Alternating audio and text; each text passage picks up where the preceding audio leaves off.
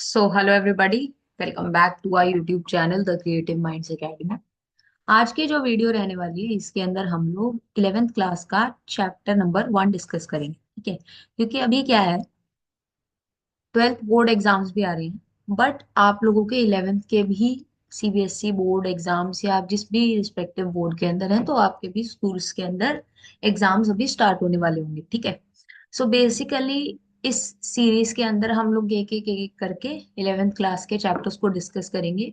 और सिर्फ आपके बोर्ड एग्जाम्स के लिए ही नहीं, ठीक है, आपके स्कूल एग्जाम्स के लिए ही नहीं, ये वीडियोस आपके नीट प्रिपरेशन के अंदर भी बहुत यूजफुल रहेंगी। ओके, सो इनको आप बहुत ध्यान से देखिएगा। ठीक है, और जो भी आपको डाउट्स होंगे वो आप पूछ सकते हैं। ठीक है, सो देखा जाए अगर कायदे से, सो नीट के सिलेबस की this is the unit 1 diversity in the living world, जिसके अंदर आपको 4 चैप्टर्स पढ़ने हैं। ठीक है, क्योंकि अभी आप बिल्कुल अपने फाइनल डेज के ऊपर बैठे हो अपनी 11th क्लास की, या अगर आप नीट प्रिपरेशन कर रहे हो तो आपको बेसिक्स जो है, जिसके अंदर सिलेबस आपको याद होना बहुत जरूरी होता है, तो वो आपको पता होगा। सो इसके अंदर 4 चैप्टर्स है: the living world, biological classification, plant kingdom and animal kingdom. अब ये मैं पहले क्यों करवा रही हूँ, क्योंकि ये वाली यूनिट मैंने पहले यूट्यूब पे कभी नहीं करवाई है। So that was the reason from starting from this unit only. ठीक है, सो इस यूनिट के अंदर आपको साइंटिस्ट अर्नस्ट मेयर के बारे में दिया हुआ है। ठीक है, ये चीजें आप पढ़ सकते हो। ठीक है, इसको आप पढ़ लेना। ठीक है, अब हम लोग स्टार्ट कर लेते हैं द लिविंग वर्ल्ड से। सिंपल चैप्टर है, इजी चैप्टर है, स्कोरिंग चैप्टर है। ठीक है, और नीट के अंदर भी श्योर शॉर्ट 1 क्वेश्चन तो आपको देखने को मिलेगा ही मिलेगा। ठीक है, अब अगर 2 आ जाए तो आपकी अच्छी किस्मत है, बट एक क्वेश्चन तो आएगा आएगा जरूर। ठीक है, सो बहुत ध्यान से समझिएगा। Okay, how wonderful is the living world? The wide range of living type is amazing. The extraordinary habitats in which we find living organisms, be it gold mountains, deciduous forest, oceans, freshwater lakes, deserts, or hot spring, leave us speechless. The beauty of a galloping horse, of the migrating birds, the valley of flowers, or the attacking sharks evokes awe and a deep sense of humor, wonder, sense of humor, right?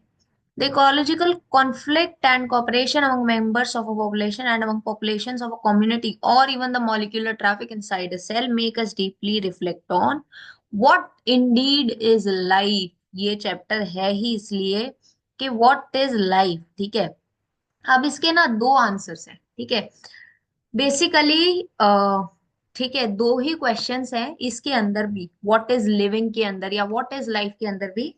2 तरीके से इस question को लिया जा सकता है। ठीक है, अब उसमें से हम सिर्फ एक तरीके की बात करेंगे, क्योंकि हम लोगों के लिए एज अ बायोलॉजिस्ट वही चीज जाननी ज्यादा जरूरी है। ठीक है, सो पढ़ते हैं एक बार।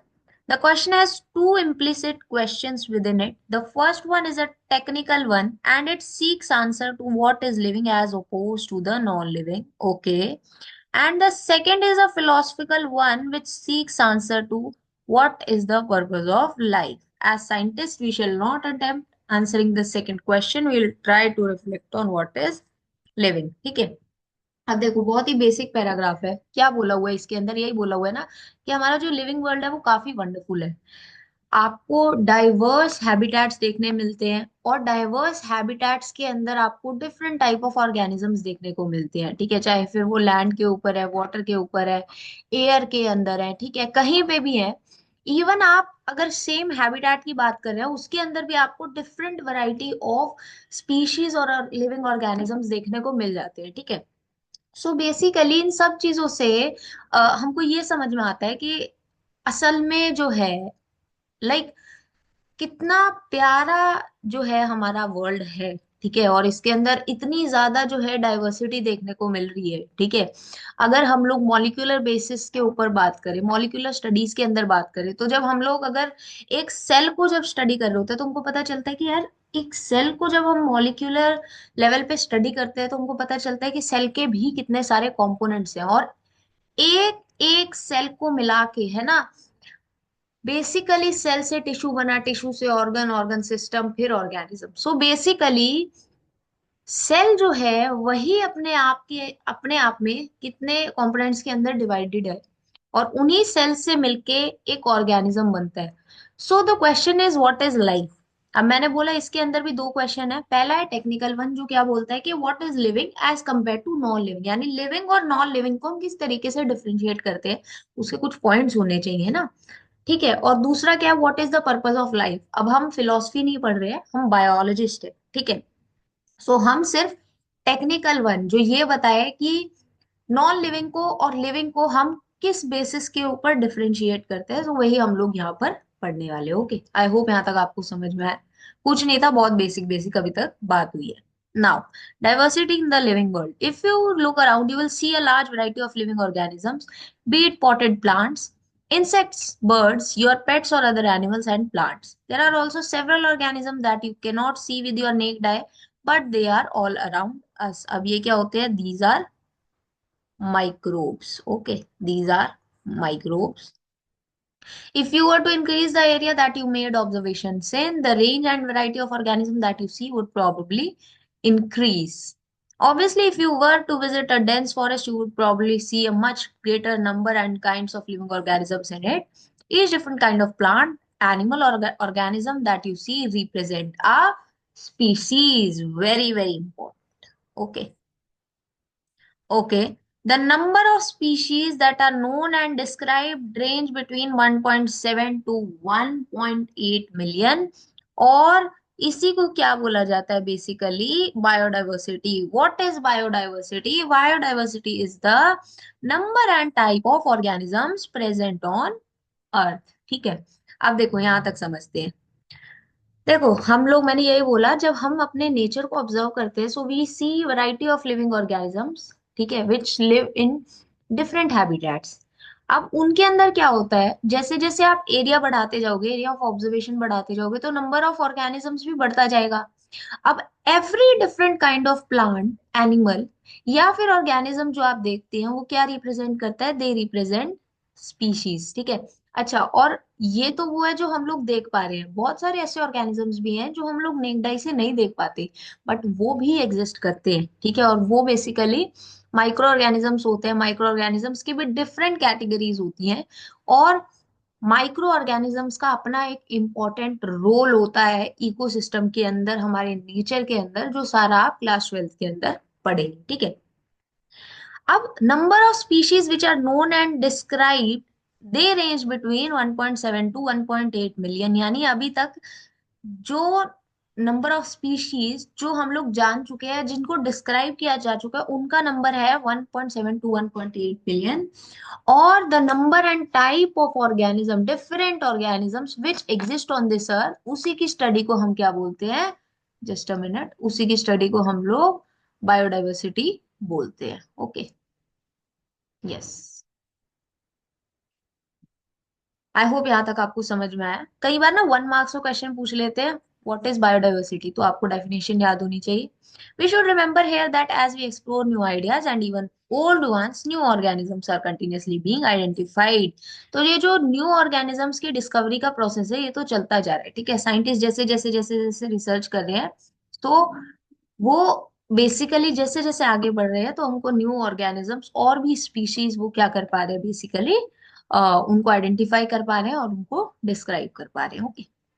As stated earlier, there are millions of plants and animals in the world.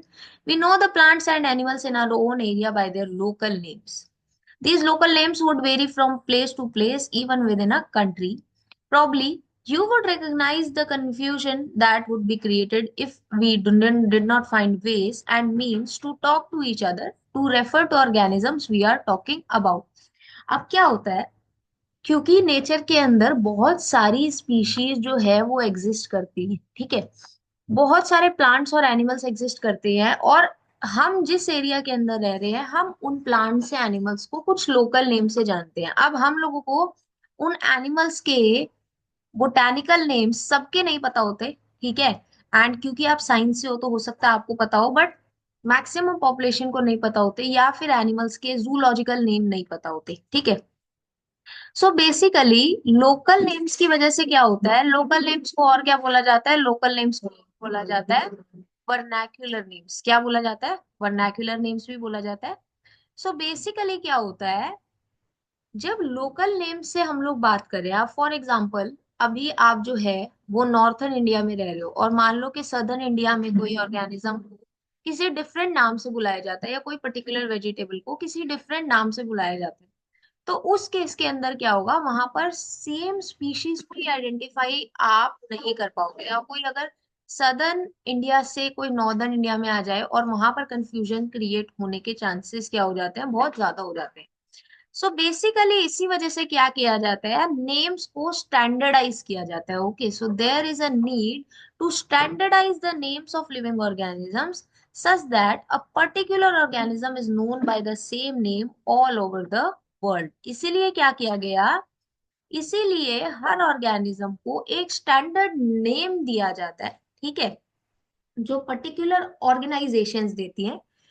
और वो जो नेमिंग की जाती है वो इस तरीके से की जाती है कि उस पर्टिकुलर ऑर्गेनिज्म को ऑल ओवर द वर्ल्ड वो नेम से अगर आप किसी से भी मिल रहे हो, तो आप लोग जो है वो सेम स्पीशीज के ऊपर पहुंचेंगे। ठीक है, फॉर एग्जाम्पल मैंगो का जो बोटानिकल नेम होता है that is Mangifera indica.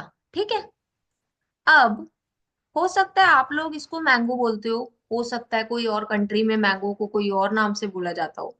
But if you are a scientist और इफ यू टॉक अबाउट कि आप जो है बोले मैंजीफेरा इंडिका, सो ये तो सेम ही है ना। चाहे फिर वो इंडिया के अंदर है, ऑस्ट्रेलिया के अंदर है, किसी भी कंट्री के अंदर है, Mangifera indica will be Mangifera indica.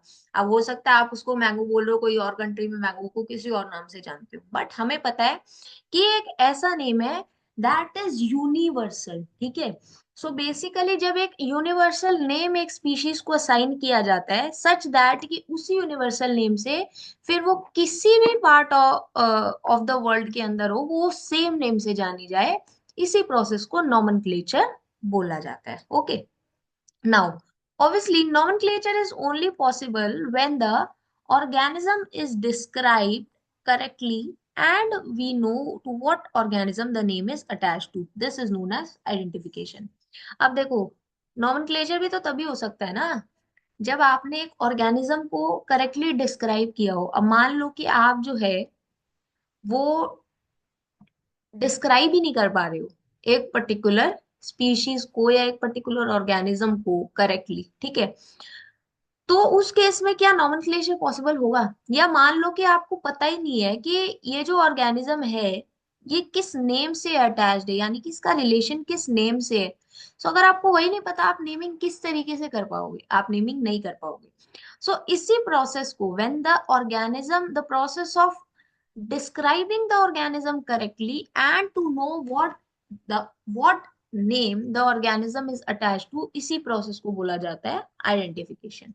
अभी तक हमने नॉमेनक्लेचर पढ़ लिया और आइडेंटिफिकेशन पढ़ लिया। अब in order to facilitate the studies, number of scientists have established the procedures to assign a scientific name to each organism। ठीक है, अब इसी की वजह से क्या होता है, ग्रुप ऑफ साइंटिस्ट क्या करते हैं, हर ऑर्गेनिज्म को एक साइंटिफिक नेम असाइन करते हैं। This is acceptable to biologist all over the world. ठीक है, अब क्या होता है, प्लांट्स के लिए क्या किया जाता है, प्लांट्स के लिए it's for plant, scientific name are based on agreed principles and criteria which are provided in the International Code for Botanical Nomenclature. This is very very important for you। ठीक है, अभी तो क्या हो गया है, इसको चेंज करके ICNAFP कर दिया गया है। क्यों? इसलिए I international code of nomenclature for algae, fungi and plants. ठीक है, बट अगर आपके लेवल पे बात करें, यानी कि 11th क्लास की बेसिस पे या नीट की बेसिस पे, सो आपको international code of botanical nomenclature ही याद रखना है, ये आपको नहीं याद रखना अभी। ठीक है, जब आप ग्रेजुएशन में जाएंगे या पोस्ट ग्रेजुएशन में जाएंगे तब आपको पता चलेगा कि अभी जो है इसको कन्वर्ट करके ICNAFP कर दिया गया है, यानी कि एल्गी, फंजाई और प्लांट्स की स्टडीज के लिए बेसिकली इस टर्म को अभी दे दिया गया है। ठीक है, ओके, नाउ एनिमल्स, एनिमल्स के लिए क्या होता है, they have international code of zoology, zoological nomenclature. अब plants, study of plants is botany and study of animals is zoology. So उसी के बेसिस पे ये international code of botanical nomenclature और जूलॉजिकल नॉमेनक्लेचर लिखा हुआ है। अब आपको ये याद रखना है, international code of zoological nomenclature and international code for botanical nomenclature, ठीक है। अब क्योंकि अगर एमसीक्यू में आपके पास में आए और आप जो है दोनों में ऑफ ऑफ लिख दो तो वो गलत हो जाएगा, ठीक है। सो ये आपको याद रखना है। The scientific names ensure that each organism has only one name. अब साइंटिफिक नेम की वजह से क्या होता है कि इंश्योर कर दिया जाता है कि एक ऑर्गेनिज्म का एक ही नाम होगा, उससे ज्यादा नाम नहीं होंगे। Vernacular names can be many, but जो स्टैंडर्ड नेम होगा, ठीक है, that will be only one. Description of organism should enable the people to arrive at the same name, ठीक है, in any part of the world। यानी कि जब उस पर्टिकुलर ऑर्गेनिज्म को डिस्क्राइब किया जाए तो वो किसी भी फिर पार्ट के अंदर वो आप हो दुनिया के, आप जो है सेम कंक्लूजन पे पहुंचे या सेम ऑर्गेनिज्म के ऊपर पहुंचे उस पर्टिकुलर डिस्क्रिप्शन की हेल्प से। ओके, आई होप यहाँ तक आप लोगों को समझ में आया। Okay, they also ensure that such a name has not been used for any other non organism। यानी कि ये भी इंश्योर करते हैं कि ऐसा जो नेम है वो किसी और ऑर्गेनिज्म को नहीं दिया गया हो। ओके, आई होप यहाँ तक आपको समझ में आया। Now, biologists follow universally accepted principles to provide scientific names to known organisms। each name has two components। अब यहां से आपके लिए थोड़ा सा इंपॉर्टेंट हो जाता है, ठीक है। Each name has two components, generic name and the specific epithet। अब इसी सिस्टम ऑफ नॉमेनक्लेचर को, जिसके अंदर आप किसी ऑर्गेनिज्म को नेम करते हो with the help of two components, उसी को बोला जाता है बायनोमियल। ओके, उसी को बोला जाता है बायनोमियल नॉमन क्लेचर। यानी कि बाई मीन्स टू, आप जब टू कंपोनेंट्स के बेसिस पे आप क्या कर रहे हो, एक बेसिकली एक ऐसा नेम प्रोवाइड कर रहे हो विच हैज टू कंपोनेंट्स, ठीक है। सो उसी को बेसिकली बायनोमियल नोमेनक्लेचर बोला जाता है। And it was given by Carolus Linnaeus. ठीक है, ये बहुत इंपॉर्टेंट है आपके लिए कि बायनोमियल नोमेनक्लेचर किसने दिया था। is being practiced by biologists all over the world. The naming system is using a two-word format was found convenient। ठीक है, अब मान लो कि तीन वर्ड कंपोनेंट होता है, चार, तो वो वैसे ही याद रखना मुश्किल हो जाता है। अब कोई एक स्पीशीज नहीं है ऑलरेडी, जो नंबर ऑफ डिस्क्राइब्ड स्पीशीज है that is around 1.7 to 1.8 million. अब इतनी स्पीशीज के आप ऐसे नाम याद रख पाते कि जिनके तीन तीन चार चार कंपोनेंट्स हो? ऑल्दो ऐसी भी स्पीशीज है या ऐसे भी नेम्स हैं जिनके अंदर तीन या चार कंपोनेंट्स हैं, बट सबके नहीं होते। इसलिए बायनोमियल नोमेनक्लेचर जो होता है उसको क्या माना जाता है, एक कन्वीनियंट सिस्टम ऑफ नोमेनक्लेचर माना जाता है। Let us take the example of mango to understand the way of providing scientific names better. अब देखो, इसको बहुत ध्यान से आपने देखना है, ठीक है, इसको बहुत ध्यान से आपने देखना है। Just a minute. Yes, okay. The scientific name of mango is Mangifera indica, ठीक है। अब आप यहाँ पे देख रहे हो, उसको इटैलिक्स में लिखा हुआ उन्होंने, क्या होता है, हमें देखना है ये बायनोमियल नेम कैसे है। अब देखो यहाँ पे क्या है, बहुत ध्यान से देखना है। मैंजीफेरा रिप्रेजेंट्स द जीनस, ठीक है, while indica is a particular species और द स्पेसिफिक एपिथेट। अब basic basic rules of nomenclature क्या होते हैं, बहुत ध्यान से समझना है। Biological names are generally Latin, यानी कि ये बेसिकली लैटिन ओरिजिन के होंगे और इटैलिक्स में लिखे जाएंगे। सबसे पहले देखो, मैंजीफेरा इंडिका के अंदर, ठीक है, अंदर this is representing the genus and this is representing the species और द स्पेसिफिक एपिथेट। अब मैंने इनको अंडरलाइन किया है, ये अंडरलाइन क्यों किया है, क्योंकि मैं यहाँ पे इटैलिक्स में नहीं लिख सकती। जब कंप्यूटर में लिखा जाएगा तो या तो आप उसको इटैलिक्स में लिखेंगे, बट अगर आप उसको हैंड रिटन कर रहे हो सो उस केस में आपको उसको अंडरलाइन करना पड़ेगा सेपरेटली, जीनस को अलग से और स्पेसिफिक एपिथेट को अलग से अंडरलाइन करना पड़ेगा। दूसरी बात ये कि जीनस का फर्स्ट लेटर सिर्फ कैपिटल होता है, स्पीशीज का फर्स्ट लेटर स्मॉल होता है और बाकी सारे लेटर्स तो स्मॉल ही होते हैं, ठीक है। अब बायोलॉजिकल नेम्स क्या होते हैं, they generally are in Latin और लिखे इटैलिक्स में जाते हैं। दे आर लैटिनाइज्ड और derived from Latin irrespective of their origin, यानी कहीं से भी डिराइव किए हों बट उनको लैटिनाइज किया जाता है, लैटिन लैंग्वेज से डिराइव किया जाता है। The first word in a biological name represents the genus, while the second component represents the specific epithet. Both the words in a biological name when handwritten are separately underlined or printed in italics to indicate their Latin origin. I hope यहाँ तक आपको समझ में आया, यही सारी बातें मैंने आपको समझाई. Okay. The first word denoting the genus starts with a capital letter, while the specific epithet starts with a small letter. जो आपको यहाँ पर समझ में आ रहा है, ठीक है. अब अगर यहाँ पर इटैलिक्स में नहीं लिखा होता है ये, तो उस केस में उसको अंडरलाइन किया जाता है, ठीक है. आई होप यहाँ तक आपको समझ में आया. ये बहुत इंपॉर्टेंट रूल्स हैं, तो आपको नहीं भूलने. और बहुत ही बेसिक चैप्टर, पता है बहुत स्कोरिंग चैप्टर रहते हैं, तो इसको बहुत अच्छे से आपको समझना चाहिए. Now, name of the author appears after the specific epithet. Now this is important. सभी नेम्स के आगे कई बार हम लोग नहीं लगाते, बट जो नेम ऑफ ऑथर होता है, यानी कि जिसने वो पर्टिकुलर स्पीशीज को डिस्क्राइब या आइडेंटिफाई किया, उनका जो नाम होता है उसका बेसिकली अब्रीविएशन वगैरह जो होती है वो कहाँ पर लगाई जाती है, at the end of biological name, यानी कि स्पीशीज नेम के बाद में. और उसको एब्रीविएटेड फॉर्म में लिखा जाता है, मैंने भी बताया एब्रीविएटेड फॉर्म में लिखा जाता है. एग्जाम्पल क्या दिया हुआ है, example is of Mangifera indica, Linn. ठीक है. अब इसके अंदर ये जो लिन है बेसिकली ये क्या रिप्रेजेंट कर रहा है, it describes or it shows that this species was first described by Linnaeus. यानी ये जो species थी ये सबसे पहले किसने डिस्क्राइब की थी, ये सबसे पहले लिनेयस ने डिस्क्राइब की थी. आई होप यहाँ तक आपको समझ में आया. तो now, since it is nearly impossible to study all the living organism, it is necessary to devise some means to make this possible. और ये किस तरीके से किया जाता है, it is known as classification. Classification is the process by which anything is grouped into convenient categories based on some easily observable characters.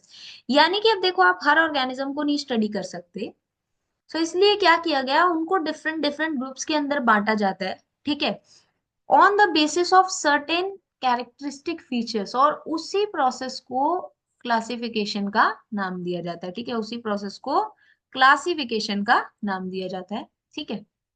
Now, for example, we easily recognize groups such as plants or animals or dogs or cats or insects. The moment we use any of these items, we associate certain characteristics with organism in that group. What image do you think when you see or think of a dog? ठीक है, तो basically देखो plants अगर मैंने बोला, animals बोला, dogs, cats, rats, mouse, insects में जो भी बोलूंगी आपके दिमाग में तुरंत उसका इमेज बन जाएगा, ठीक है. So basically each one of us will see dogs and not cats. Now, if we were think of Alsatians, we know that we are talking about, we know what we are talking about. Okay. Suppose we were to say mammals, you would of course think of animals with external ears and body hairs. ठीक है.